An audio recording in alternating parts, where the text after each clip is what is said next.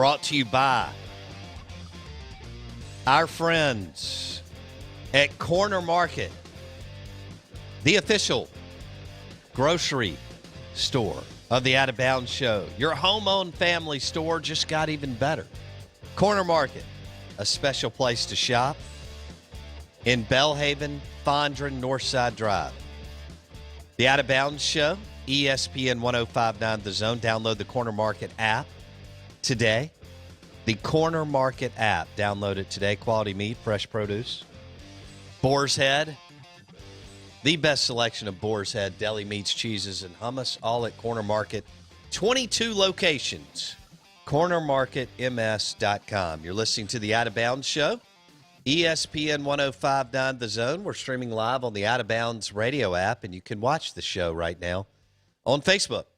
Search the Out of Bounds Show. We welcome in our friend, national college football analyst and head of recruiting for ESPN. He is Tom Luginbill on the Modelo guest line. How are you, buddy? I'm good, buddy. Did you have a good 4th of July weekend? We had a great one. We did. Wakeboarding, cornhole, cooked a bunch of food, may have had some cold beer. It was good. That'll do it. Yeah. That'll do it. I like it. All right. Did you go to the lake? I'm at the lake right now. We spent the whole lake, a little jet skiing, a little boating, barbecuing, a little brown water, maybe a lot of brown water.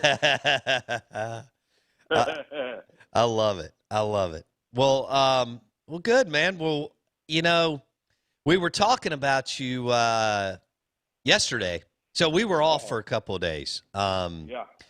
And then Blake was like, all right, we got to get Luginbill on. I saw this article about Malik Willis and Hugh Freeze, and the article said, is Malik Willis the best quarterback that Hugh Freeze has coached?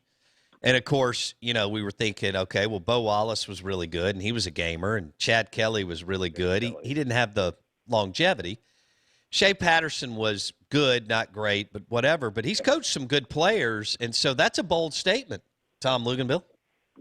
I actually don't think it is a bold statement. Oh. In fact, I think it's not even close in relationship to whether or not he's been the best player that Hugh Freeze has coached. I don't think there's any question he's the best player that Hugh Freeze has coached. And it kind of baffles me that Auburn and Gus Malzahn could have been so wrong on this one. Like, I'm trying to figure out, going back 2 years ago, how Bo Nix was head and shoulders better to earn the starting job than this guy is. He wasn't. It's baffling. He wasn't. I don't know the ins and outs. You probably do, and you may not can share it with us, but I think Gus got caught up in legacy and politics. Tom? Yeah, I don't think there's any question about that. And listen, that happens. It can happen at a lot of places. It can happen to a lot of people. It's part of this business, and sometimes it works if you play it. Other times it doesn't, and that one backfired completely. Okay, so this surprises me because I thought you were a little, not down on Malik Willis, but you weren't as enamored. I can't remember who we referenced a couple of months ago with you that was high on Malik Willis, and you're like, Well, they called him the number 1 overall pick. I think that's a little bit premature. I totally remember that conversation, too. I can't remember exactly who it was, but it was something about arm strength and that you know, to be a top 5 pick or number 1 overall pick in next year's draft. And I thought that statement was a little premature. Uh-huh. I do say this, though, and this is kind of how I feel about it. If he has another great year this year, and I'm going to reference this last draft class, if Trey Lance is a top 10 first-round draft pick with his limited sample size at the FCS level, then Malik Willis is a top 10 overall draft pick. You're going to have a bigger sample size. You're going to have more production. He's kind of, if I'm going to give a description, he's kind of a combination between Trey Lance and Justin Fields. If you blended those two together, you kind of get Malik Willis. Okay. Trey Lance from North Dakota State and Justin Fields from Ohio State. He's kind of a combo of that. Interesting. But so you, Tom Luginbill on the Modelo guest line, you're okay with, Bo Wallace was a great college player or a really, really good player, okay, at a time when Ole Miss was coming off a little bit of a rebound. And he started 3 years, threw up a bunch of numbers, yards, could even run it, all that. You know how good Chad Kelly was because you evaluated him long before he even got to Clemson. Had him in the Under Armour game too. Yeah, and then of course you knew all about Shea because we had you on 20 times on Shea before he even took a snap on at Ole Miss. So, but you feel like Malik Willis could be the best of the group, right? I think he already is. Okay. I really do. I think if you go back, and obviously we have access to coaches' film and stuff like that, but when you go watch him, he can do things in the run game that none of those other guys could do. I mean, you go back and you watch Hugh Freeze, you watch Liberty last year, and look at how much designated quarterback run stuff they have implemented. Way more than he had done with any of those previous guys. And then this guy can throw it on top of that. So he creates problems because you constantly have to be ready for quarterback power, quarterback counter, read option, all of this sort of stuff. And then he can spread the field because he's got arm talent. So he's a real problem. Now, obviously, when you're playing slightly down a level, and you're playing the likes of an FIU and some of these other programs that aren't an SEC defense or an ACC defense or a top tier Power 5 team, is that something that's going to be scrutinized? Absolutely. But his overall productivity and how they utilize him and his athleticism is supersedes what Hugh Freeze has had before. All right. So for our listeners, Hugh Freeze and Malik Willis will play Lane Kiffin and Matt Corral November 6th, Vaught Hemingway Stadium. So it is why I never thought Hugh would be at Liberty this long to actually coach in that game. We've talked about it the last couple of years. Yeah. And yet circumstances have delivered this to us. And Freeze and Malik Willis will go down to Vaught Hemingway and take on Corral. And isn't that crazy? Yes. That is nuts. I mean, it's kind of cringeworthy, right? I mean, there's just something that's just not right about it.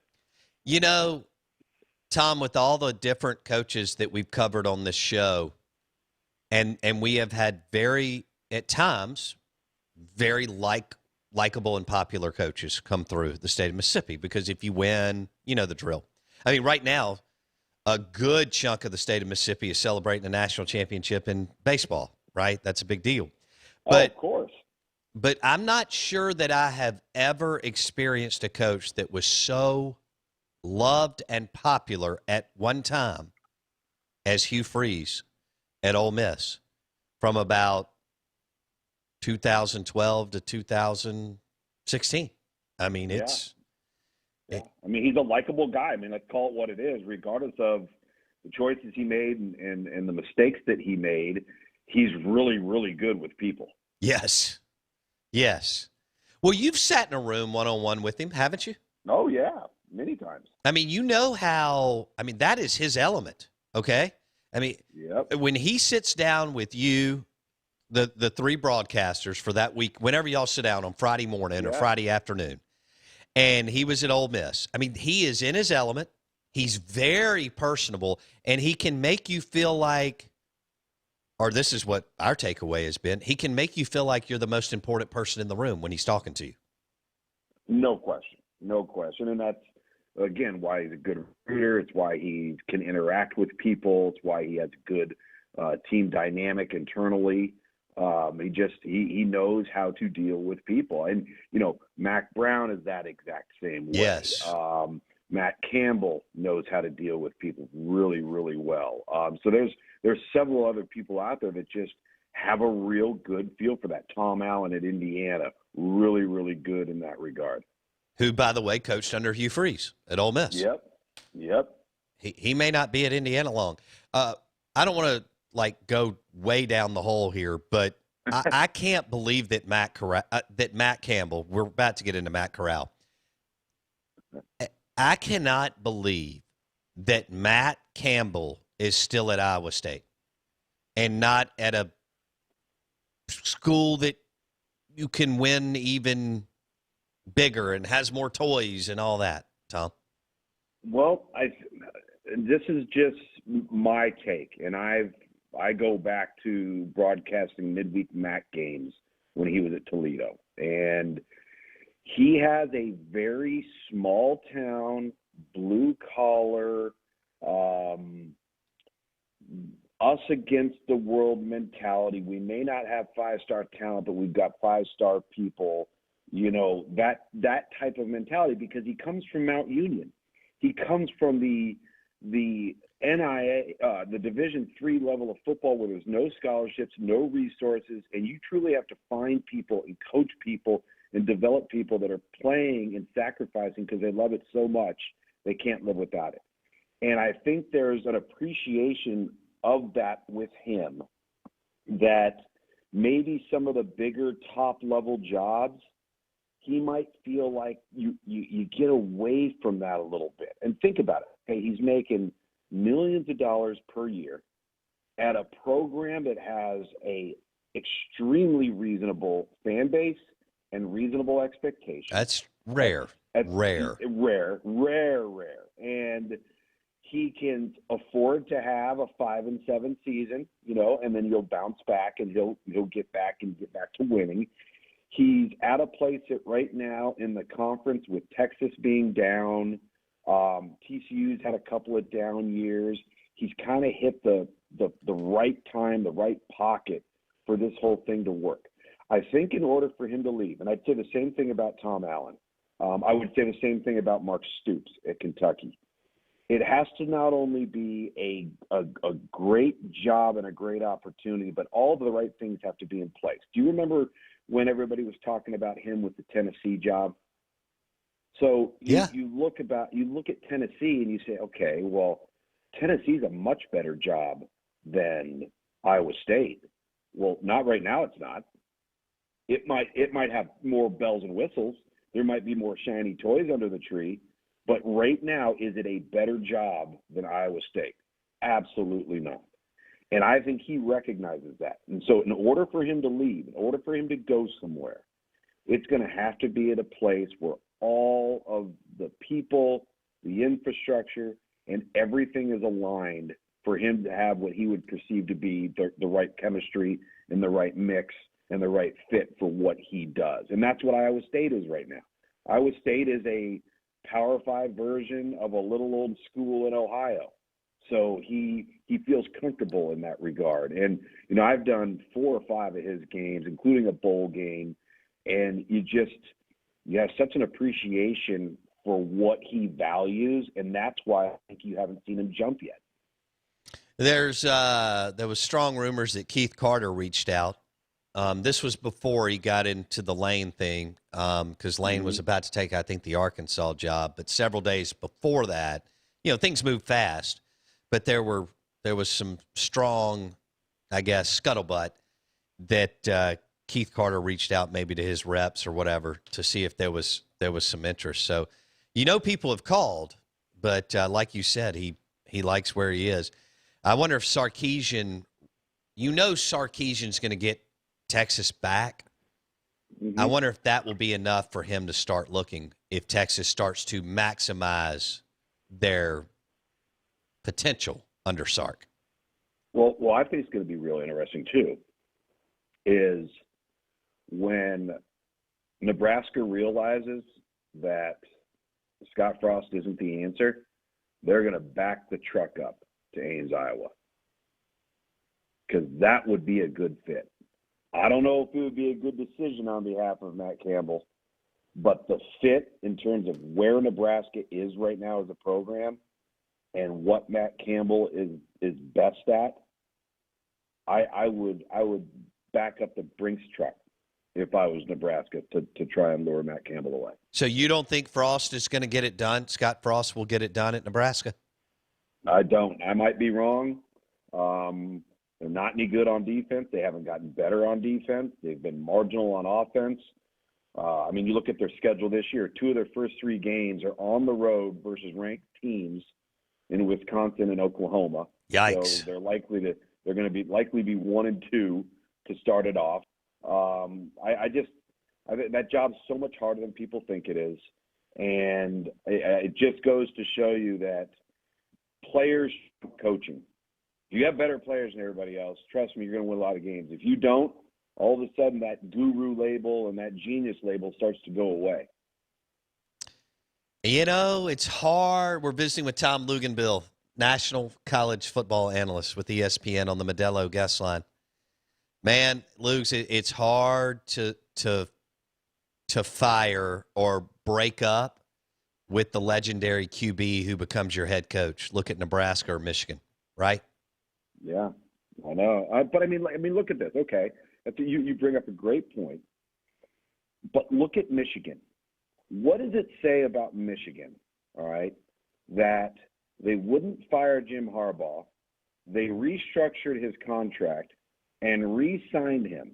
Okay, what does that say about the state of Michigan football right now? What that tells me is that they're okay never beating Ohio State. Yeah. They're okay with not winning games against top 10 opponents. They're okay with being an 8 to 9 win program. That's the message that sent. So if you look at Nebraska, what are you okay with? Okay, is 5-7 okay with you? Is 4-8? Is 6-6? What is okay? Because, listen, a lot of people were upset with Bo Pelini. Okay, Bo Pelini didn't get fired at Nebraska for not winning enough games. He averaged 9 wins a season, had multiple 10-win seasons. He got fired because of his personality and because of the teams that he lost to.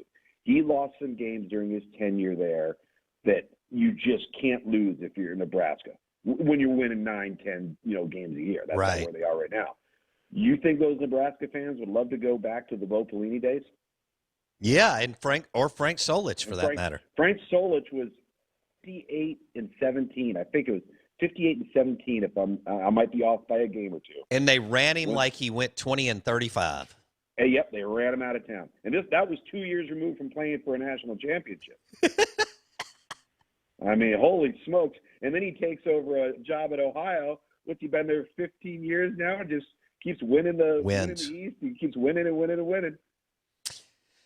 Wow, so Scott Frost. All right, that'll be interesting to see what Nebraska does. Out of bounds, 105.9 The Zone. Tom Luginbill on the Modelo guest line. Let's go back. What if you dropped Hugh Freeze at Michigan?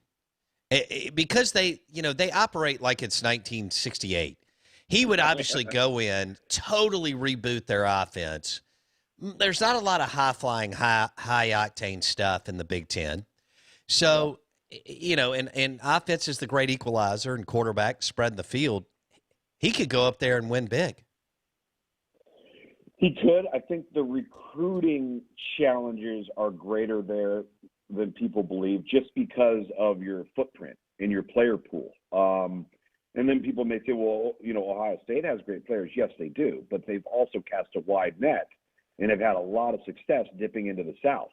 I mean, the two Bosa brothers are transcendent players in the defensive line. They're both from Florida, but they went to Ohio State. Von Bell. Eli Apple was out of New Jersey, the corner, first-round draft. I can go over. Raekwon McMillan was out of Georgia. They have supplemented their efforts with a national branding and been able to get great players in an Alabama, an LSU, a Florida wanted, and went to Ohio State. Michigan has struggled to do that. So, yeah, could he win there? Could he bring some excitement to the league? Absolutely. Would he attract quarterbacks? Probably so. But you know what? Everybody thought that Jim Harbaugh was going to do that too. Jim Harbaugh hasn't hit on a single quarterback that he's recruited during his tenure. Not one. Not a single quarterback. Now, they got a guy this year, J.J. McCarthy, that they need to play as a true freshman and let him take his lumps because he's got a chance to be really, really good. But until we see that they won't screw it up at quarterback, Michigan is still going to be fumbling around. Do you know that almost every single preseason publication doesn't even have Michigan in the top 25? Wow, and they automatically get the benefit of the doubt from the Midwest and Northeast media. 25. Phil Steele does not have in the top 25, yet Indiana is. What does that say about Michigan football right now? Wow, because he's a big-time Big Ten homer. Okay. That's incredible. I know. Wow, look at Phil finally. 30 years too late. Out of bounds, we're visiting with Tom Luginbill, national college football analyst with ESPN. He joins us on the Modelo guest line. Let's wrap it up with this. December 5th, Tom. I don't think this would surprise you. What if Matt Corral is the talk of the town when it comes to QBs around December 5th this year after a full season in the books? Like I've said to you for months on this show, barring injury, he will be. I think he's going to have an unbelievable year. I know all the talk right now is about Spencer Rattler and Sam Howell and maybe even Malik Willis, and that's fine. But this is a year where he has an opportunity to make a huge jump. Alabama's replacing their quarterback. Ohio State's replacing their quarterback. Notre Dame, Texas A&M, Clemson, all replacing their quarterbacks. This guy has an opportunity to skyrocket up people's boards. And I think, to be honest with you, at the NFL level, those guys already know. They're already aware of what he is and what he's going to be. Oh, I can't wait. All right. Are you getting your mind right?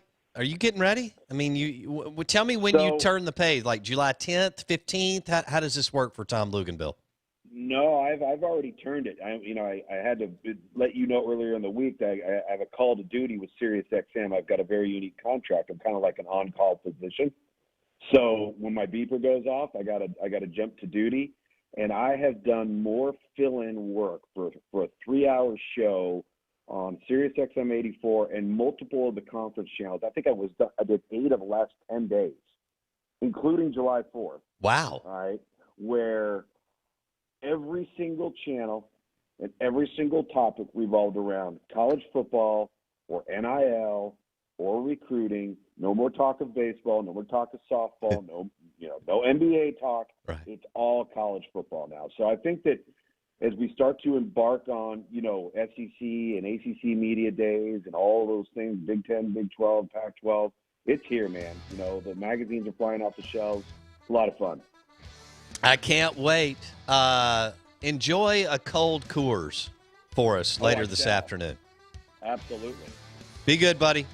All right, buddy. You too. See you, man. Tom Luginbill, national college football analyst with ESPN. He joined us on the Modelo guest line. Speaking of Modelo, enjoy an ice-cold Modelo with a lime this afternoon as you kick off the weekend. Please drink responsibly. The show is presented by Modelo Especial. Blake's over there eyeing the Modelo Especial that we have in the cooler. Welcome in. Good morning on a Thursday. The Out of Bounds Show, ESPN 105.9 The Zone. We'll have Steve Palazzolo on NFL quarterbacks at 8:30. And then we'll have Terry Powell with two brothers, Smoked Meats, and avid Mississippi State baseball fan.